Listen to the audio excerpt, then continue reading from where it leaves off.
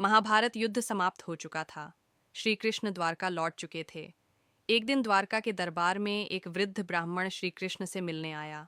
उसका शरीर जर्जर था, आंखों में जीवन की अंतिम चमक मात्र बची थी। वह धीरे धीरे श्री कृष्ण के समीप आया और बोला, हे वासुदेव, मेरी एक अंतिम इच्छा है।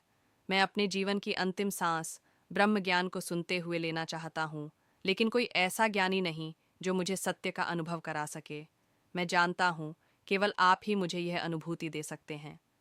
श्री कृष्ण मुस्कुराए और बोले, ब्राह्मण देव, ब्रह्म ज्ञान सुनना नहीं, अनुभव करना होता है।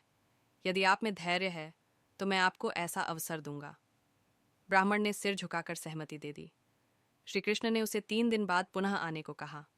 ब्राह्मण ने पूछा, हे प्रभु, क्यों 3 दिन बाद? श्री कृष्ण बोले, तब तक मैं स्वयं उस सत्य का दर्पण तैयार करूंगा। 3 दिन बाद ब्राह्मण पुनः दरबार में आया। श्री कृष्ण उसे एक वन में एक छोटी सी कुटिया में ले गए। वहां एक निर्मल शांत जल का सरोवर था।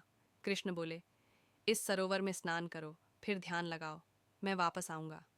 ब्राह्मण जैसे ही जल में गया, अचानक उसे चक्कर आया, उसके होश उड़ गए और फिर वह खुद को एक युवक राजकुमार के रूप में एक राज्य में पाता है। उसका विवाह होता है, संतान होती है, वह राजा बनता है। जीवन में उतार चढ़ाव आते हैं, युद्ध, धोखा, हानि, प्रेम, सब कुछ अनुभव करता है। अंत में एक युद्ध में उसकी मृत्यु हो जाती है। फिर अचानक उसकी आंखें खुलती हैं। वह फिर से उसी सरोवर में है, जल से बाहर निकलता है। श्री कृष्ण सामने खड़े हैं, मुस्कुरा रहे हैं। ब्राह्मण आश्चर्यचकित हो उठा। यह क्या हुआ प्रभु? मैंने तो पूरी एक जिंदगी जी ली। कृष्ण बोले, वही तो ब्रह्म ज्ञान है, माया और सत्य का भेद। तुमने एक पूरी कल्पना को वास्तविकता समझा, लेकिन वह मात्र एक क्षण था। जिस क्षण तुमने यह जाना, उसी क्षण तुमने ब्रह्म ज्ञान को अनुभव कर लिया। ब्राह्मण के नेत्र छलक उठे। वह श्री कृष्ण के चरणों में गिर पड़ा। उसका जीवन पूर्ण हो चुका था।